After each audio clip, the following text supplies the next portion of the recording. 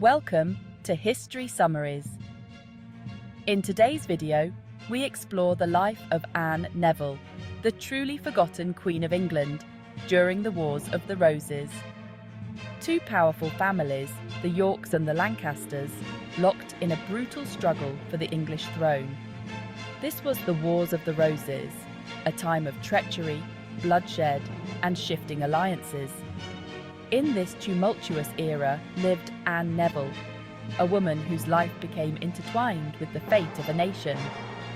Born into a family of immense power, Anne would become a key player in this deadly game of thrones, experiencing both the dizzying heights of power and the crushing lows of tragedy. This is her story. Anne Neville was born in 1456, the youngest daughter of Richard Neville, the Earl of Warwick. This was no ordinary nobleman.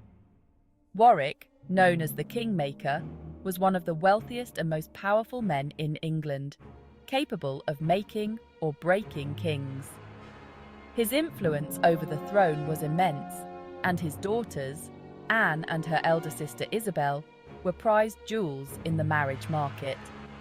Growing up, Anne would have been acutely aware of her family's status and the political turmoil engulfing the country. She spent much of her childhood in castles, surrounded by the trappings of wealth and power, yet always aware of the ever-present threat of violence and betrayal that came with it. From a young age, Anne's life was not her own.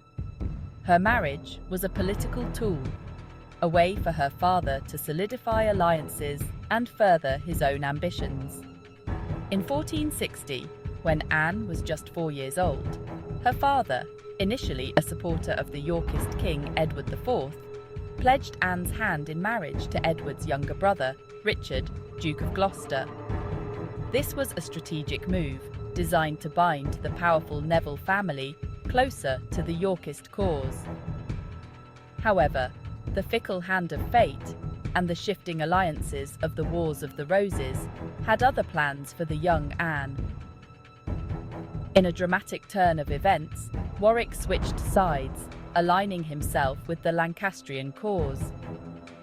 Anne's betrothal to Richard was swiftly broken. She was now destined for a different path, one that would see her wed to the Lancastrian heir and thrust into the very heart of the conflict. In 1470, at the age of 14, Anne Neville was married to Edward of Westminster, the son of the deposed King Henry VI. Edward, a young man described as handsome and chivalrous, was the embodiment of the Lancastrian cause. The marriage, orchestrated by Anne's ambitious father, was a significant coup for the Lancastrians. However, their union was tragically short-lived. The Yorkists, led by the charismatic and ruthless Edward IV, were not easily defeated. Within a year, Edward IV had regained the throne. Anne's father, the Kingmaker, was killed in battle, and her husband, the young Lancastrian prince, met a tragic end at the Battle of Tewkesbury in 1471. Section 5. Widowhood and a new suitor. At the tender age of 15, Anne Neville found herself a widow. Stripped of her position and her Lancastrian protector, she became a valuable pawn in the ongoing power struggle. Edward IV, now firmly on the throne, recognised the significance of controlling Anne and her claim to her vast inheritance, which included lands and titles that rightfully belonged to the crown. Richard, Duke of Gloucester, Edward IV's brother and Anne's former betrothed, saw an opportunity to stake his claim. Despite their families being on opposing sides of the conflict, Richard sought Anne's hand in marriage. This was a bold move, laden with political implications and fraught with the baggage of their past. Section 6. A controversial union. Anne and Richard's marriage in 1472 was a controversial affair. Whispers of coercion and manipulation surrounded their union. Some chroniclers even suggested that Richard had played a role in the death of Anne's Lancastrian husband, making him directly responsible for her widowhood. Despite the controversy, Anne and Richard were married, and she became the Duchess of Gloucester. The marriage was a shrewd political move for Richard. It strengthened his claim to the throne and provided him with access to Anne's considerable wealth and landholdings. For Anne, the marriage offered protection and security in a world turned upside down. Section 7. Queen by Fate. In 1483, Edward IV died unexpectedly. His young son, Edward V, was next in line for the throne, with Richard appointed as Lord Protector. However, Richard, a man of unyielding ambition, had other plans.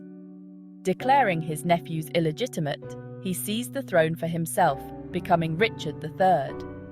Anne, swept along by the tide of her husband's ambition, was crowned queen alongside him. As queen, Anne took her duties seriously. She involved herself in charitable works and acted as a patron of the arts.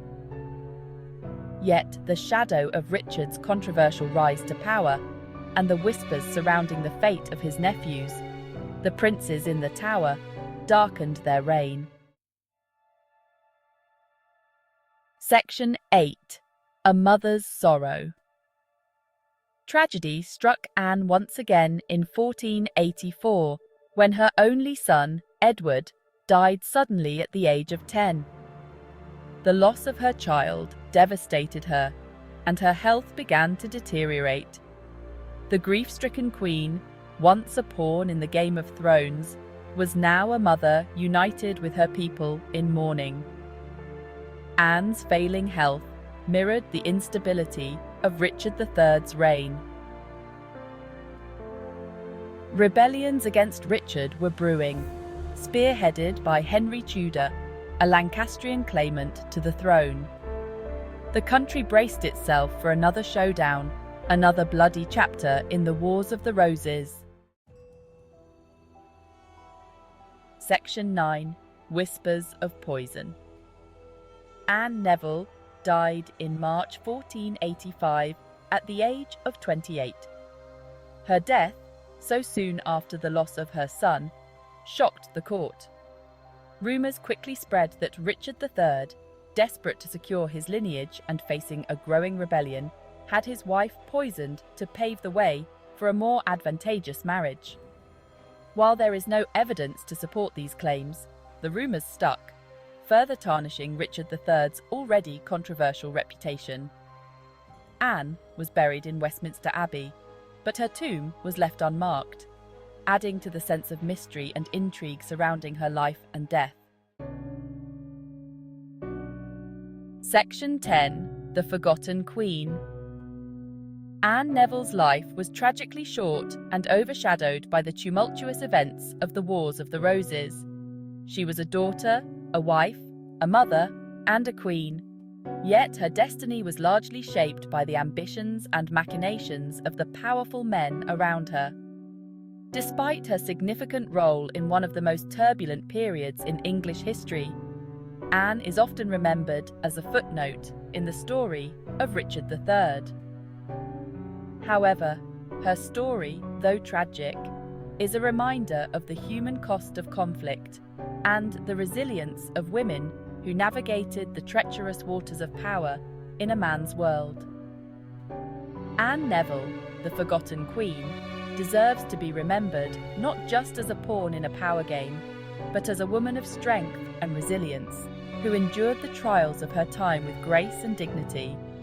If you enjoyed this video, please like, subscribe, and hit the notification button.